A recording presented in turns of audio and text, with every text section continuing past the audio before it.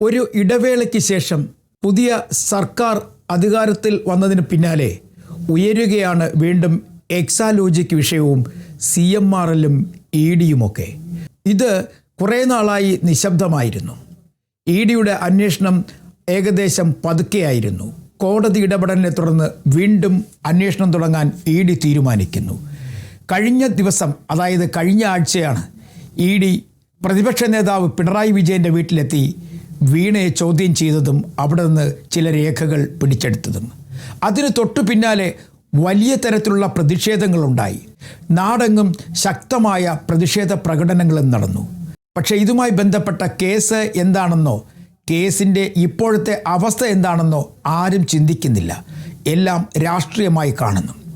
ഇത്രയും വലിയ പ്രശ്നങ്ങൾ നടന്നിട്ടും കോൺഗ്രസും BJPയും ഒക്കെ നല്ല മൗനത്തിലായിരുന്നു. ഈ കേസിൻ്റെ പിന്നിലെ രാഷ്ട്രീയത്തെക്കുറിച്ചോ ഈ സംഭവത്തെക്കുറിച്ചോ EDയുടെ റെയ്ഡിനെക്കുറിച്ചോ ഒന്നും തന്നെ പറഞ്ഞില്ല. കേവലം അവിടെ നടന്ന സംഘർഷത്തെക്കുറിച്ച് മാത്രമാണ് എല്ലാവരും വാക്കുകൾ പ്രയോഗിച്ചത്, അല്ലെങ്കിൽ അവരവരുടെ പ്രതിഷേധങ്ങൾ അറിയിച്ചത്.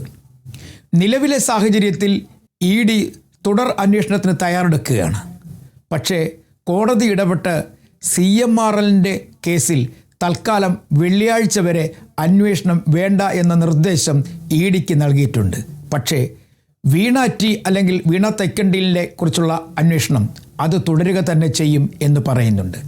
എക്സാലോജിക്കിനെ സംബന്ധിച്ചിടത്തോളം അവർ സേവനം നൽകാതെ പൈസ വാങ്ങി CMRൽ നിന്ന് എന്നുമാണ് പരാതി. ഇതുമായി ബന്ധപ്പെട്ട രേഖകൾ EDക്കല്ല കിട്ടിയത്, SFIO നടത്തിയ അന്വേഷണത്തിലാണ് കിട്ടിയത്.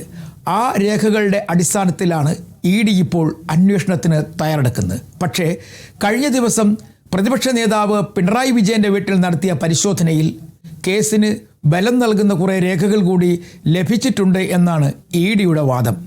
എന്തായാലും ഇനി EDയും ഒപ്പം CPIMും അതിനെല്ലാം ഉപരിയായി CMRലുമൊക്കെ ഇനി വലിയ ചർച്ചയായി മാറും എന്നുള്ളത് ഉറപ്പാണ്.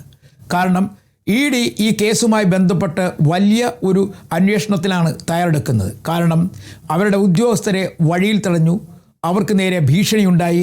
അതുകൊണ്ട് തന്നെ ഈ അന്വേഷണം ഇനി ഇഴഞ്ഞ മട്ടിൽ മുന്നോട്ട് കൊണ്ടുപോകണ്ട, വളരെ വേഗത്തിൽ പൂർത്തിയാക്കണം എന്ന് തന്നെയാണ് ED ഉദ്യോഗസ്ഥർക്ക് മുകളിൽ നിന്ന് കിട്ടിയിട്ടുള്ള നിർദ്ദേശം. അതായത് ചെന്നൈയിലെ ഓഫീസിലും ഡൽഹിയിലെ ഓഫീസിൽ നിന്നുമൊക്കെ ED ഉദ്യോഗസ്ഥർക്ക് നൽകിയിരിക്കുന്ന നിർദ്ദേശം വളരെ വേഗത്തിൽ അന്വേഷണം പൂർത്തിയാക്കണമെന്നാണ്.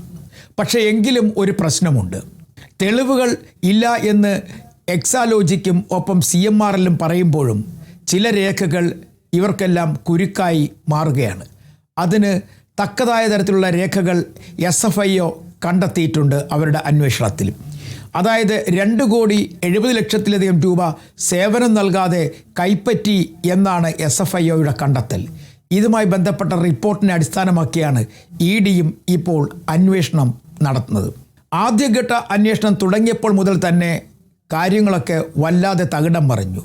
ഒന്ന്, CMRL കോടതിയെ സമീപിച്ചു, കോടതി ഇടപെട്ടു, തൽക്കാലം അന്വേഷണം നിർത്തിവച്ചിരിക്കുന്നു. അതേസമയം വീണ ടിക്കെതിരെ അന്വേഷണം തുടരും എന്ന് തന്നെയാണ് ED പറയുന്നത്. വരും ദിവസങ്ങളിൽ വീണ്ടും ചോദ്യം ചെയ്യാനുള്ള സാധ്യതയുമുണ്ട്. എങ്കിൽ തന്നെയും എന്തുകൊണ്ടാണ് ഈ കോൺഗ്രസും BJPയും ഒക്കെ ഇങ്ങനെ ഒരു അന്വേഷണം വന്നിട്ടും മിണ്ടാത്തത്? അതിനുമൊരു കാര്യമുണ്ട്. CMRLൻ്റെ ഡയറിയിൽ കൃത്യമായി മറ്റാരൊക്കെ പൈസ വാങ്ങിയിട്ടുണ്ട് അവരിൽ നിന്നും എന്നുള്ളതിനെക്കുറിച്ച് വ്യക്തമായ രേഖകളുണ്ട്. ആ രേഖകൾ സംബന്ധിച്ചുള്ള വിവരങ്ങൾ EDക്ക് മാത്രമല്ല SFIOയുടെ കയ്യിലും ഉണ്ട്. അതുകൊണ്ടാണ് ഇപ്പോൾ ഈ നേതാക്കന്മാരാരും, അല്ലെങ്കിൽ കോൺഗ്രസിൻ്റെയോ BJPയുടെ നേതാക്കന്മാരാരും തന്നെ ഒന്നും മിണ്ടാത്തത്. BJPക്ക് ഇതുമായി ബന്ധമില്ല എന്നവർ പറയുന്നുണ്ടെങ്കിൽ തന്നെയും തൽക്കാലം ഇത്തരം വിഷയങ്ങളിൽ ഇടപെട്ട് വഷളാക്കണ്ട എന്ന നിലപാടാണ് BJP സ്വീകരിച്ചിരിക്കുന്നത്. അതേസമയം കോൺഗ്രസ് ആകട്ടെ മൗനത്തിലാണ്. പക്ഷേ ഇടയ്ക്ക് അവർ ചിലതൊക്കെ പറയുന്നുണ്ട്. കാരണം അത് പാർട്ടി ഫണ്ടായിട്ട് കിട്ടിയതാണ്, അതുകൊണ്ട് ഇതുമായി ബന്ധപ്പെട്ട് വലിയ ചർച്ചകൾ വേണ്ടെന്ന്. അതുതന്നെയാണ് പാർട്ടിയുടെ ചില നേതാക്കന്മാരും പറയുന്നത്. എന്തായാലും CMRL എന്ന് പറയുന്ന ഒരു സ്ഥാപനം ഇത്രയധികം പൈസ വാരി എറിയുന്നത് എന്തുകൊണ്ടാണ്? അവർക്ക് എന്തെങ്കിലും ലക്ഷ്യമുണ്ടോ? അല്ലാതെ വെറുതെ ഇങ്ങനെ ഓരോ കമ്പനികൾക്കും ഓരോ കൺസൾട്ടൻസികൾക്കുമൊക്കെ ഇങ്ങനെ പൈസ കൊടുക്കാമോ? ഇങ്ങനെ പാർട്ടി ഫണ്ട് കൊടുക്കാമോ? ലക്ഷ്യമുണ്ട്. അത് നമ്മുടെ കേരള തീരം തന്നെയാണ് എന്നാണ് ചില പരിസ്ഥിതിവാദികൾ പറയുന്നത്, അതും കരിമണലിൻ്റെ കാര്യത്തിൽ. എന്തായാലും ഇഡിയുടെ അന്വേഷണം പുരോഗമിക്കുന്നു.